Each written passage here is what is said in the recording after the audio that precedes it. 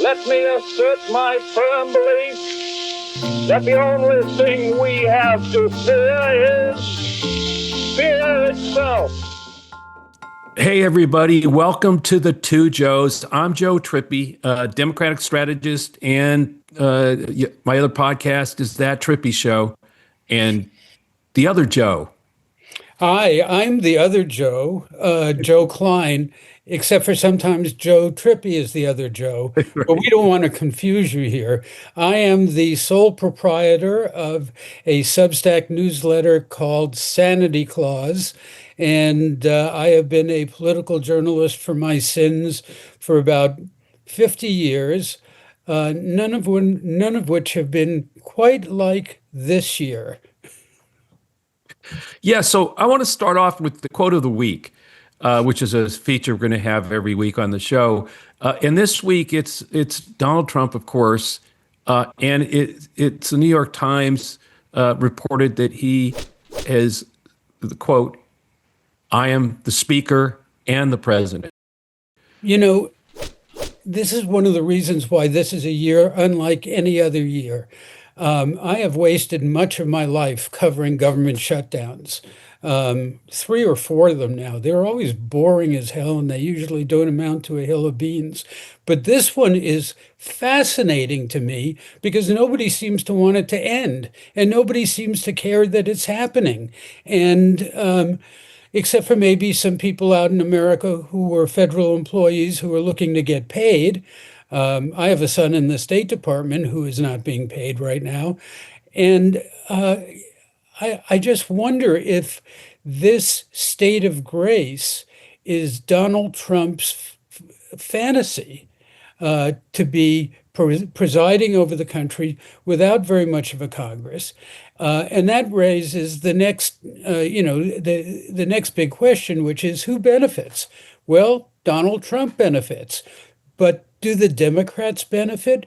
This is the first time that they have had a major hand in shutting down the government, and they are the party of government, and they are playing a game on the basis of trying to get the extension of health care benefits, which they originally sunsetted. They were the ones who said the benefits would run out in 2025. And now they're closing down the government for a benefit that affects a very small minority of Americans, even if it's a crucial benefit and one that should be extended. But I wonder how the Democrats emerge from this in the end. And whether or not they're going to take any of the blame for this, and whether or not they're going to get those benefits extended. What do you think, Joe? I think it's in the quote.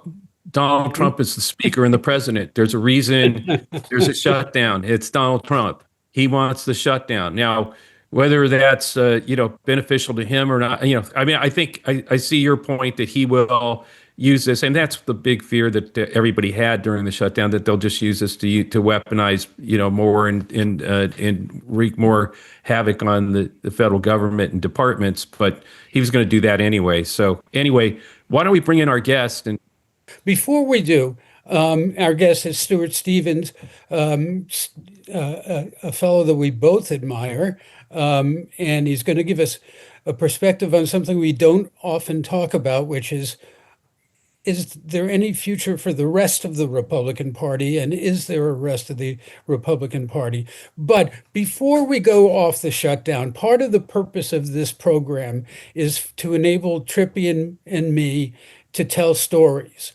And since Chuck Schumer brought about this shutdown, I do want to tell a quick Chuck Schumer story.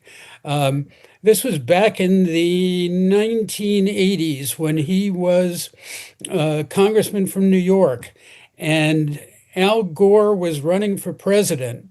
This was 1988, actually, and Gore announced that he had smoked marijuana, and Schumer called me up, and he said, "Joe, they're going to ask us all this off the record. How do you think I should answer it?"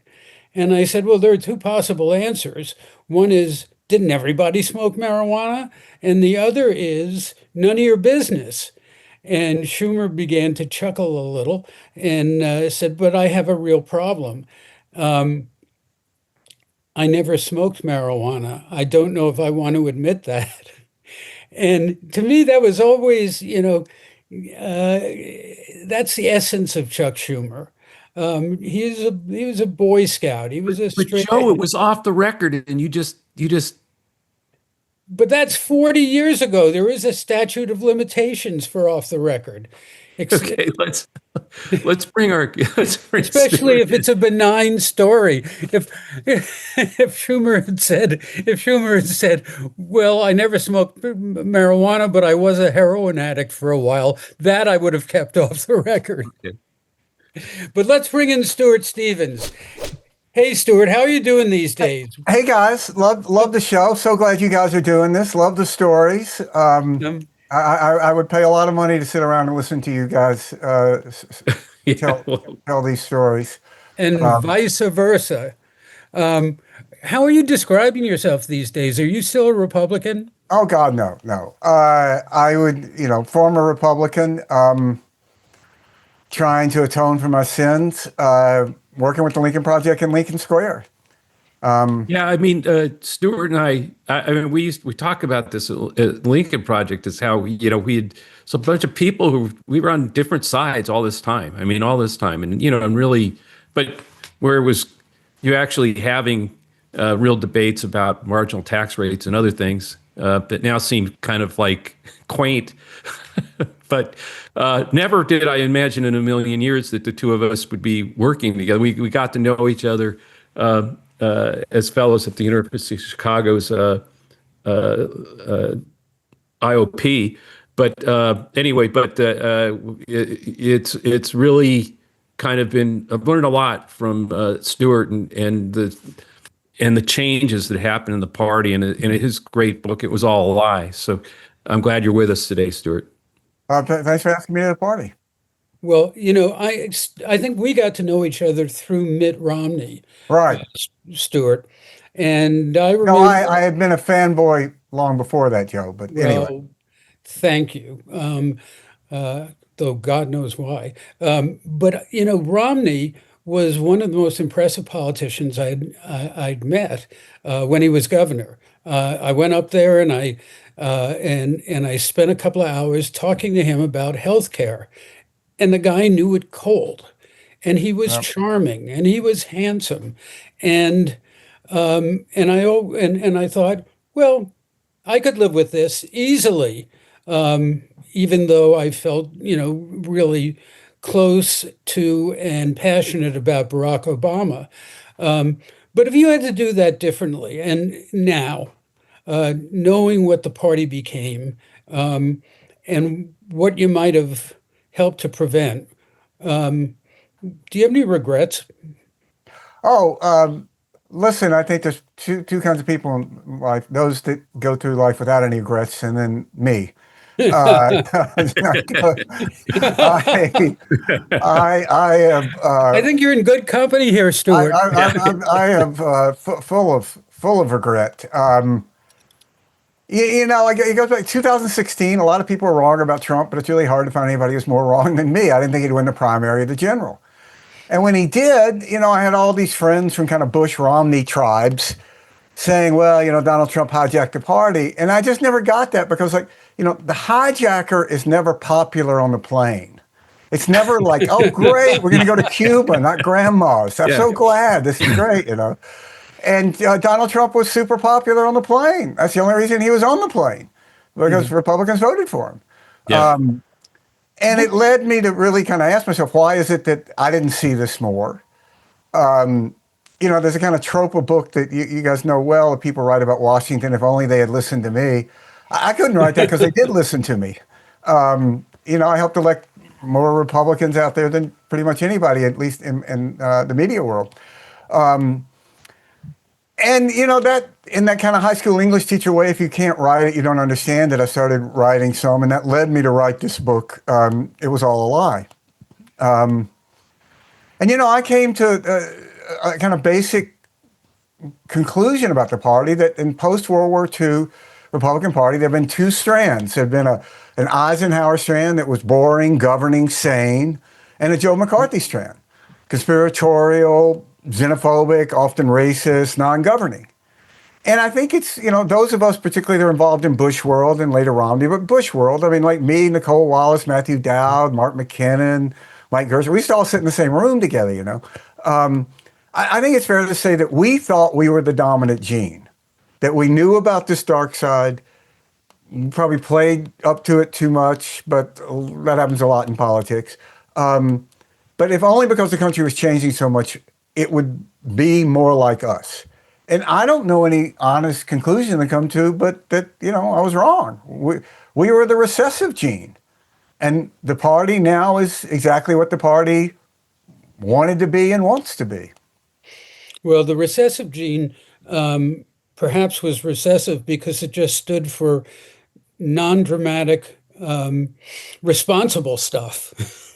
I mean, in that 2012 campaign, Joe, you could, we did. We looked at polls in Romney world, and you could see there was a group of these white, mainly non-college educated Republicans who could have cared less what we were talking about. Like, so all I go to jobs or Russia, they didn't give a shit.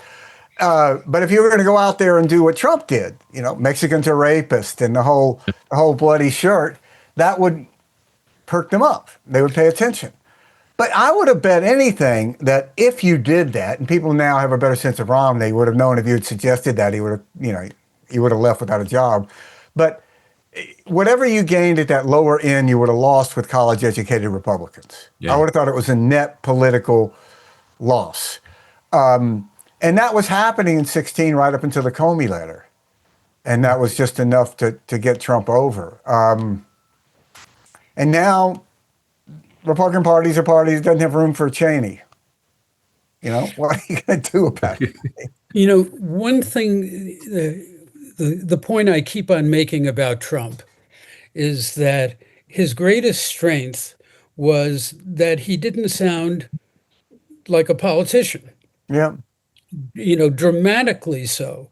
Yep. And he came along at a point when those of us who write about politics and those of you who practice politics had gotten into, I think, a very comfortable rut in terms of the way you consulted politicians, the way we wrote about politicians, the fact that the language was always pureed through a focus group, and that it was, and that we followed the polls too carefully, I think, and that.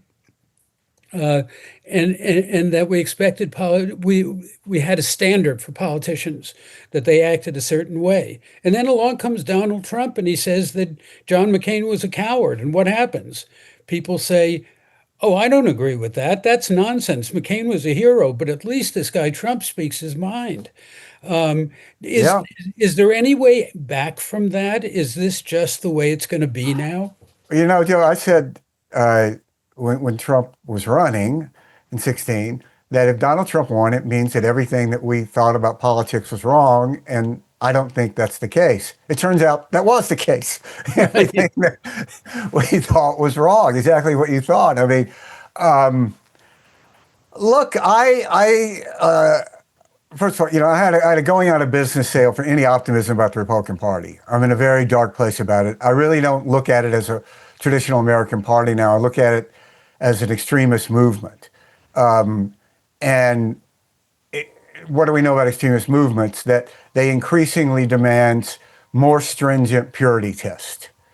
So, you start out having questions about curriculum, and you end up now you're against higher education, which is basically, that going to college is a entry ramp to socialism, and I just don't think that the party ever believed in anything. I don't know any other conclusion. I mean, what do you say? The Republican Party now is the pro-Putin party that's nationalized intel, that's the pro-tariff party? Really? I mean, it's a true statement. Bernie Sanders is to the right on foreign policy of the Republican Party, or Donald Trump, and he is the Republican Party because he is the speaker. You know what that does, though, is it creates this. It is a movement.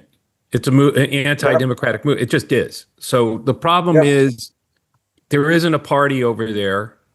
It doesn't do any good to talk about how you're going to fix it because it's going to go do its thing, and it's a wrecking ball for its own purposes. And the problem that presents is that the Democratic Party is a party, and it's a flawed party, like the two parties were. but it's the only. I mean, it's one of these things where.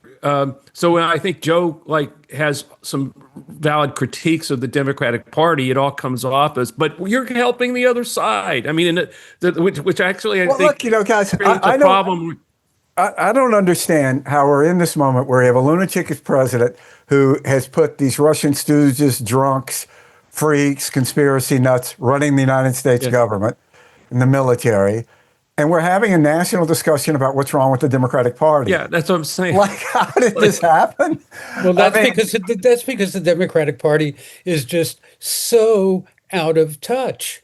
What was the product that you guys were selling? It wasn't a very exciting product, but it was an absolutely necessary one. It was order. You were selling regular procedure.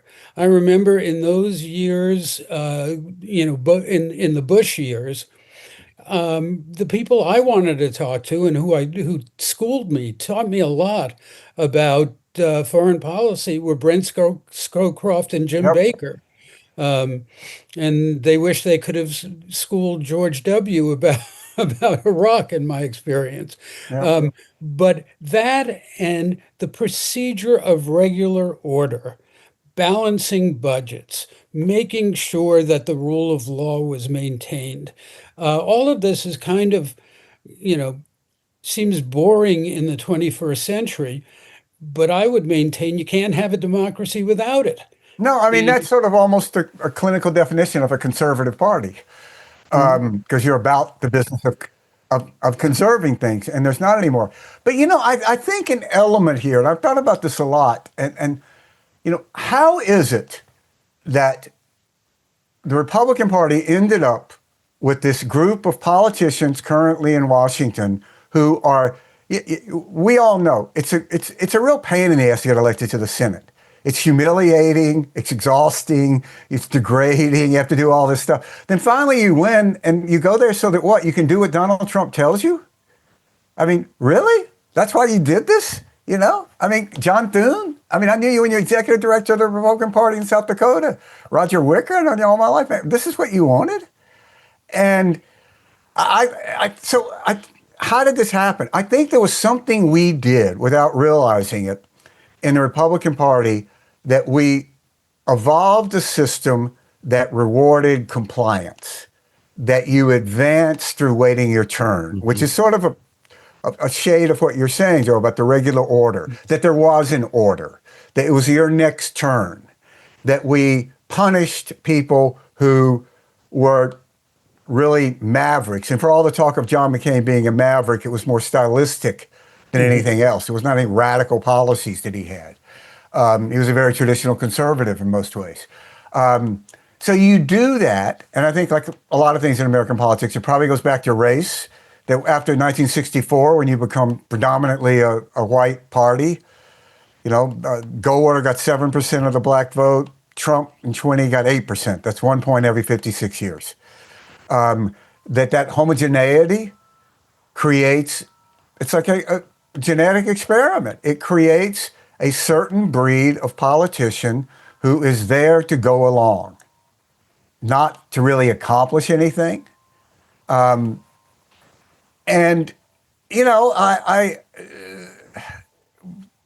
People talk about how the Republican Party is better at messaging, which there's some elements of that. But I always thought that was sort of a false comparison because it's so much easier when you're messaging to a very homogeneous audience. We would sit there in these rooms and we knew who we were talking to, We had a little bit of Hispanic appeal, but there's really not that much difference than as much as people, particularly since the majority, overwhelmingly, of Hispanics who voted for Bush or for Romney spoke English at home. There was always a big divide. Did you speak English at home or not? And Hispanic is a self-defining characteristic, as you know. The Democratic Party, it's like putting on a concert. It's much easier if people like one kind of music. The Democratic Party, people like all kinds of different music, which is ultimately a strength because there's more people like that. But it's more difficult. And, you know, I'm a long-term optimist about the Democratic Party. I mean, Trump's overwhelming support is non-college educated whites, the fastest declining large demographic in America. You know, it's his coalition in 20 was 85% white. There's all this talk about how much better he did in 24. Okay, it was 84% white in a country that's, what, 59% white and headed toward minority majority. And Republicans know this, which is why they're trying to curate the election so dramatically. You know, Stu, that one of the things that's happened is interesting two things. One is that in a lot of ways, if you think about it, post-Obama, the Democrats actually got it sort of in the rut of whose turn is it next? You know, there's a little, was it Biden or Hillary? But Yeah, it was no, that's a Hillary. really good point. And then it was Yep. Biden. And then when Biden, it was Kamala. I mean, what I'm saying is that's kind of an interesting It's literally her observation turn. because Yeah. in a lot of ways, yeah, I mean, it's just the That's way it interesting. went. But the other thing I think is that because the one thing I know from being a Democrat through the whole time from the 70s on and in so many presidential cycles is that the only period where this party gets behind, because of exactly what you're saying, everybody different music. It's also you've got Louis Armstrong, and you got who plays that music, and that's the leader of that. I mean, it's all over. So you have these different pillars within the party, which can get into identity, and I understand where Joe's coming from on that. But what it does is, my experience is there's only one way the party actually unifies, and that's around something.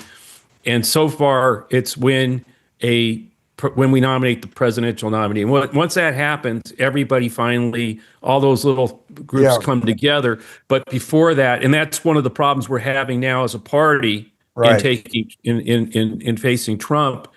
And the only thing really, and we've talked about this, the one thing that is holding the party together is Trump in that sense. I mean, the different factions all get that he has to be stopped because of what he's doing. But I think the idea of fixing the party messaging or who's going to, be the new leader, that's going to happen in a big fight in post 26. And you're seeing some of it with Gavin and other people coming out now and really. Taking Trump on, but no one's going to unify behind any of them. I mean, Yeah, I think that's a really good point. And there's this debate about during the shutdown, should Democrats be just talking about healthcare, or should they also make it healthcare plus like a referendum on the death of democracy and all of that? I mean, I think this idea that there's one message out there is a very outdated concept. You guys, Joe, you covered this. When we would try to have like education weeks or jobs, it never really fucking worked. I mean, we just kind of kidded ourselves. It kind of gave us some structure. You're sitting in a room, you're okay, well, fuck, let's get out of here and go get a beer.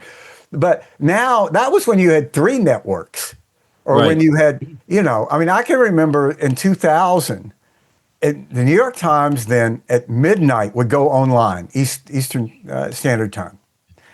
And you could sit there and look at your watch, and within 15 minutes, almost every reporter or every outlet covering the Bush campaign would be calling you off of stories in the New York Times pretty much. They were like the assignment editor for media. I mean, that's just like, the Crimean War or something, We'll never see that again. So, I think all these different messages, as long as they are genuine, as long as you have passion about it. I got to disagree, Stuart, because to me, the primal sin of the Democratic Party was doing the exact opposite of what the Republican Party did. Mm-hmm. You were talking about homogeneity Yep. and falling into that rut of just speaking to people who looked like you. For Democrats, they did the exact opposite, which was to celebrate heterogeneity to a fault. Celebrate, Yeah. to actually go around acting and thinking as if the things that make us different from each other are the most important things, which is Yep. the exact opposite of e pluribus unum. Mm-hmm. You know, last the last candidate.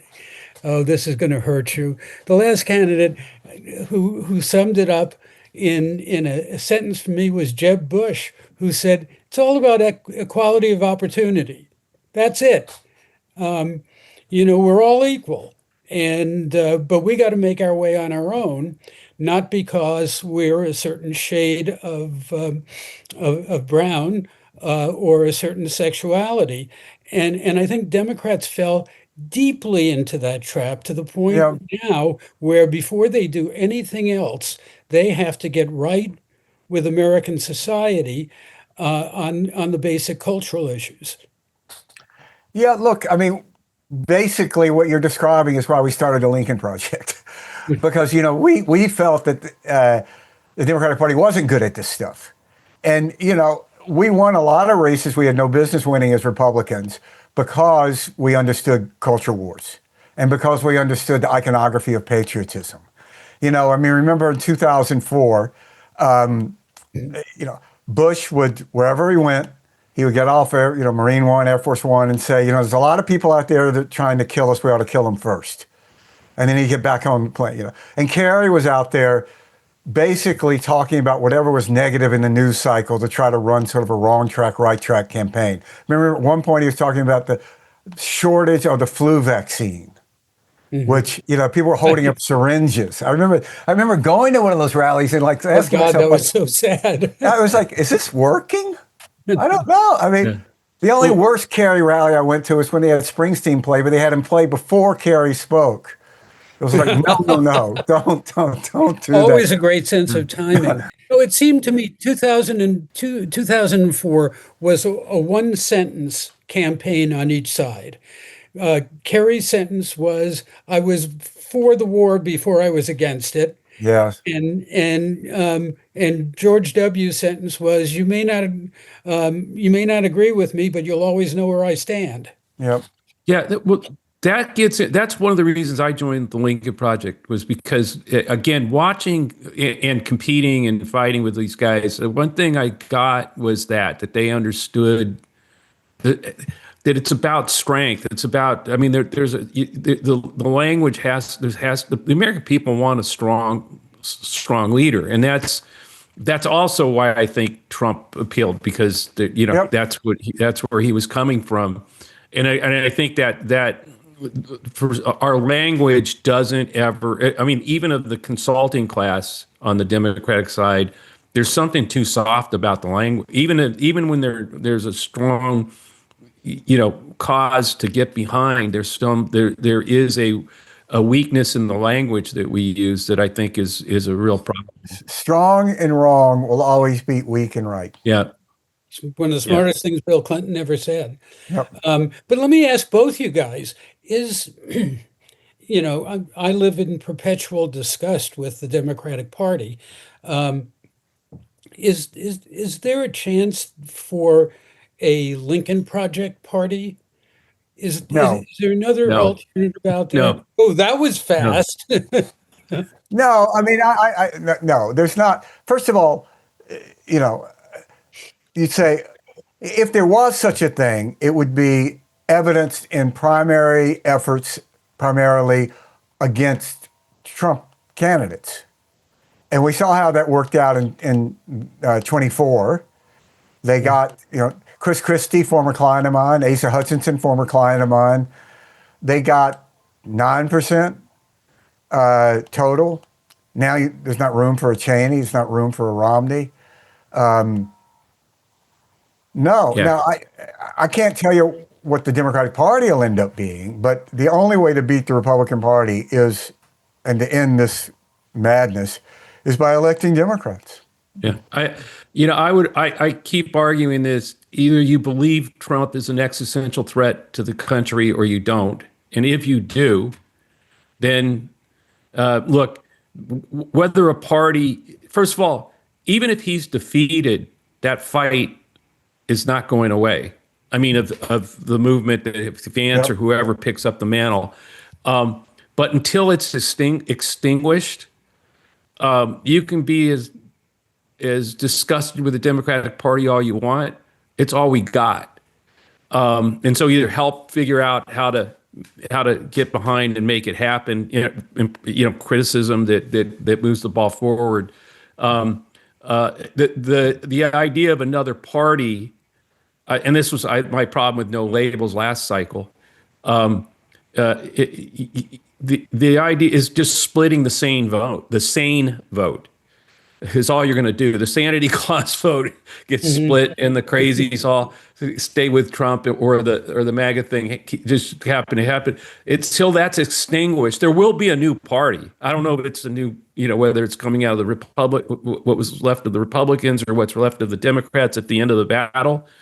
But there's going to be a new one. But I don't think that has any chance of that having any oxygen for that.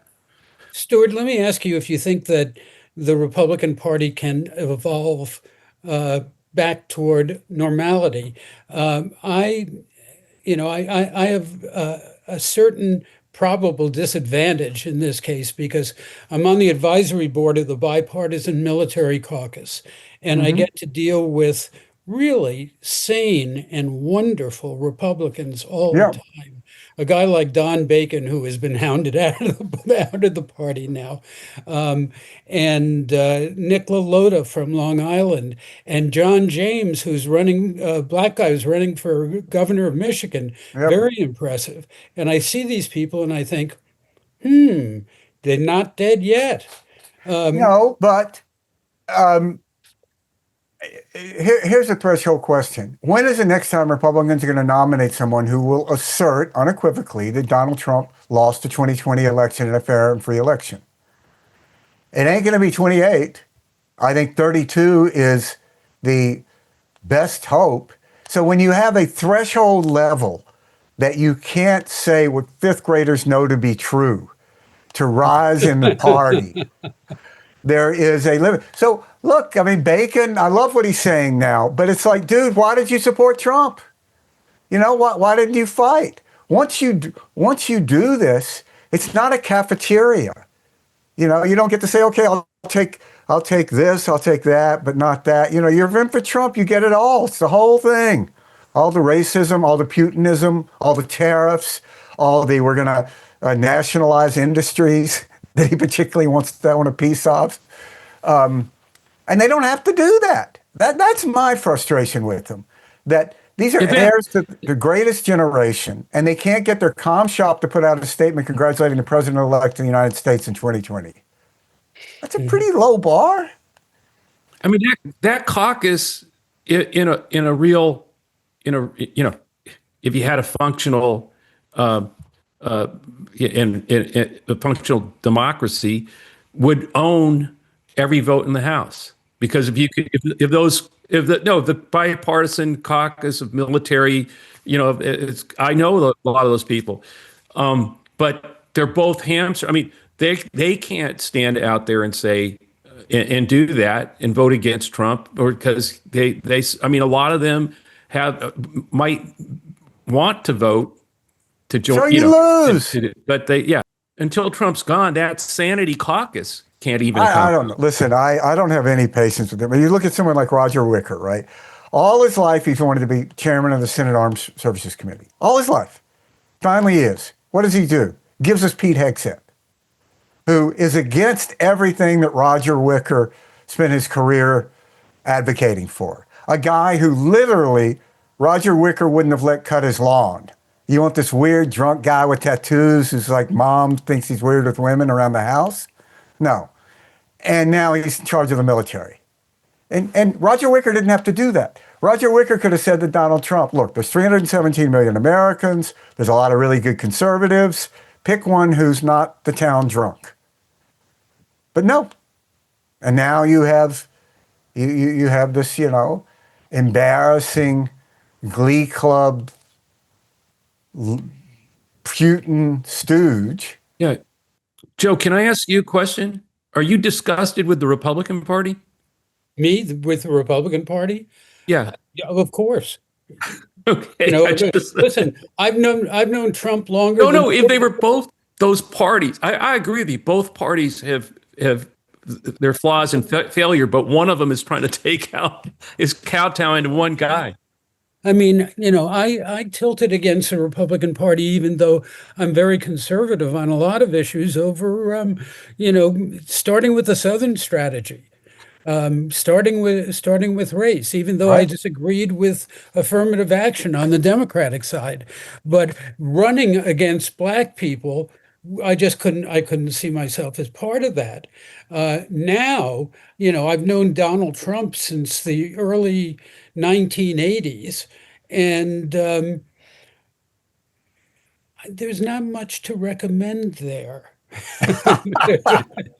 Can I ask you a question? When you talk to Donald Trump, when you're like in the same room with him, right? How long does it take you to figure out he's out of his mind? It takes a while, but I'm talking about these senators, and I mean, do you understand what I'm saying? It doesn't take you long to figure out that he's a sociopath. Right. Okay. That's not. Yeah. Maybe I'm out of mind. It's the wrong. Since I'm doing off the record stories, I'll tell you an off the record Donald Trump story. When I was at New York Magazine, we had this section of the magazine, front of the book, where there were all these little items. And I approached Trump, who is nothing if not approachable. And I said, hey, do you want to do something where you are the tycoon and you drop a little piece of gossip every week into New York Magazine, and we'll just call it the tycoon. And yeah, absolutely. He was all forward. And my editor was excited about it. And so we get to the first one, and I said, what does the tycoon want to talk about this week? He says, well, the tycoon says there's this guy, Donald Trump, and he has figured out the smartest thing, that you can take an empty room in Atlantic City and fill it with slot machines and make a lot of money. The tycoon began and ended with that. People forget that in that 12 race, Joe, Trump was going to moderate a debate that Newsmax was hosting over Christmas. And, we had 19 primary debates in that cycle, 19. So this would have been the 20th. And Mitt Romney was as close to Mitt Romney saying, like, there's no friggin' way I'm doing this. No way. It's Christmas. It's Donald Trump. You're insane. So it fell to me to kill it. So I had to call Trump and go, look, Mr. Trump, we're not going to do this. And he was like, but you don't understand. We're going to get great numbers. And I was like, well, that's probably true, but we don't really have like a name ID problem. It's okay. We don't really. No, but there'd be great numbers. And this went on for days. And finally he said, well, this very matter of fact, this means that like Newsmax can endorse Newt Gingrich and they're going to attack in Florida, which actually kind of meant something still, if you don't do it. And I was like, everybody's going to do what they're going to do. We're not doing this fucking debate.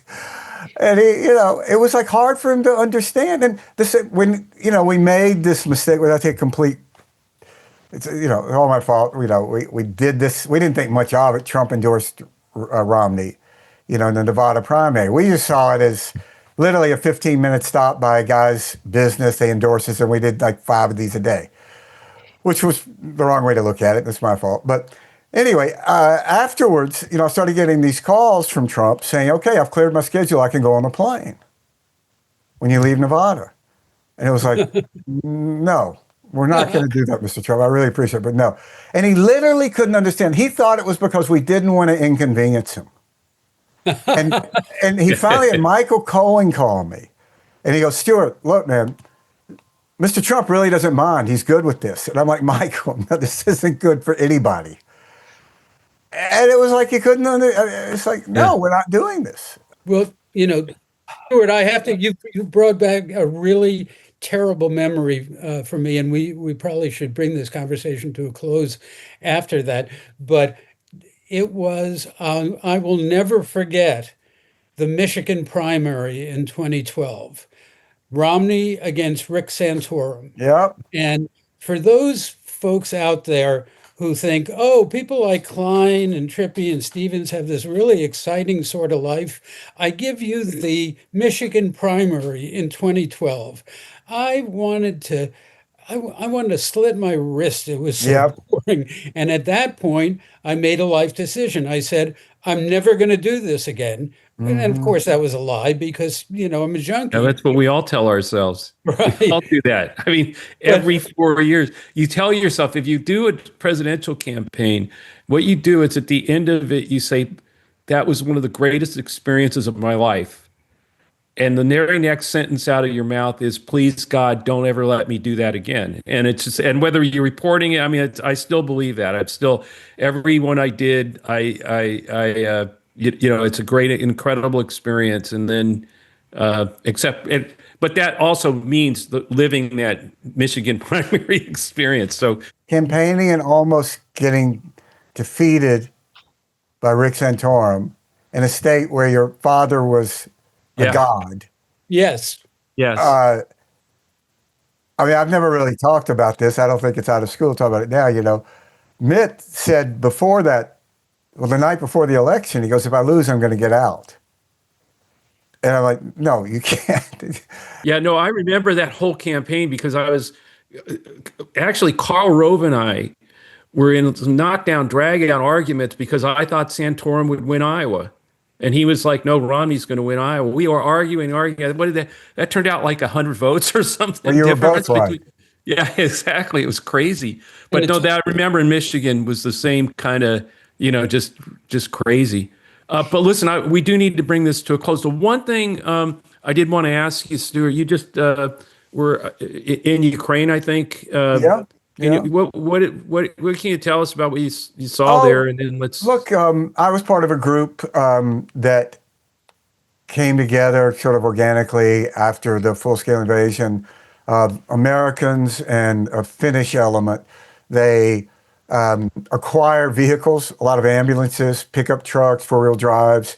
Either they buy them cheap or they get them donated. They fill them full of medical supplies, mostly non-lethal supplies.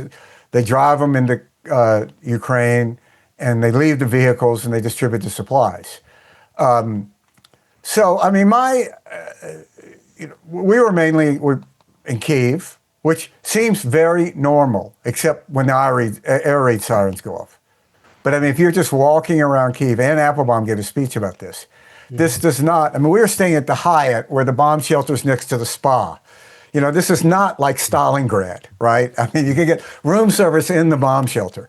So it is not a war-torn city. At the same time, you go on the outskirts, and I had this extraordinary encounter through Ken Harbaugh, who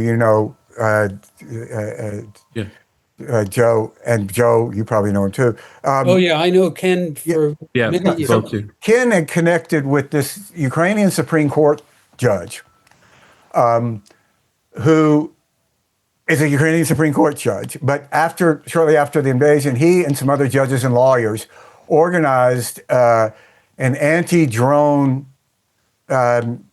position that is on the Dnipro River. It's on top of an old houseboat. Kind of looks like some crapped out fraternity party boat. And they have machine guns mounted on top of this houseboat. And they go out every day, every night in shifts. And after work, they go shoot down drones. And they've been doing this for a couple of years or more. And this is perfectly normal to them. And they've just adapted.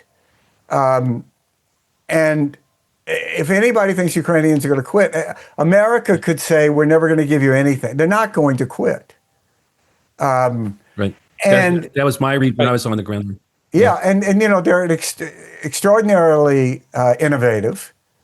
This group that I was with, one of the things they do is support an engineering company that is designing next generation land-based drones to transport. Where, you know, there's a big problem with people getting wounded and they can't get ambulances in, and there's a disproportionate number of loss of limbs because you can't get treatment. So they're inventing these long-range land drones, like 100 kilometers, that are like sort of the chassis of like a Toyota Camry that's four-wheel drive, that can carry people out. And, you know, this is all like kids who would be gamers normally, you know? And they're just like, this is what we do, because we have all these friends that are on the front lines.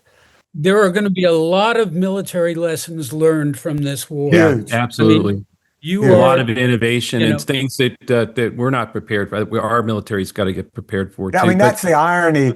At the end of this, it's going to be the United States asking Ukraine for help. Yep. True. That's true. From being there in Ukraine and Kiev, when I was there, it was, you could just tell they're never going to quit. Zelensky could sign some piece of paper tomorrow, and there'll still be people who won't stop. So, Stu, is there anything you've written recently you just want to put people's attention to? No, I just wrote something about, it's going to be first in a series that I did about going to Ukraine. Oh, cool. Where do we find it, Stuart? That's on Lincoln Square. Lincoln Square, great. The Substack that we're doing. Where find you? Yes. You know, I think it's important.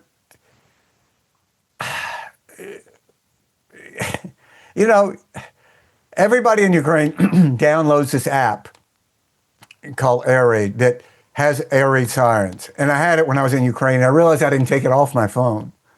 So, you know, it goes off when there's an air raid in the region. And it's, you know, I wish everybody in America would download this and have it just to remind themselves that, like, okay, you know, we're at a football game, but in Ukraine, they're telling people to go to shelters because they're going to have a massive drone and ballistic missile attack. Thanks, man. I hope people who are listening will go download that. But anyway, we got to go. Okay, guys. Great. I love the show. Talk to you soon. Find us all on Lincoln Square, where that Trippi show is also in Trippi's Take, and Joe on his Substack Sanity Clause, which is Joseph Klein on Substack. You did that almost the way my mother used to do it. Yes. We'll see you next week, guys. All right, guys. Thanks, Stuart. Great to really see appreciate it. All the best. Right. Thanks. Take care. Let me assert my firm belief that the only thing we have to fear is fear itself.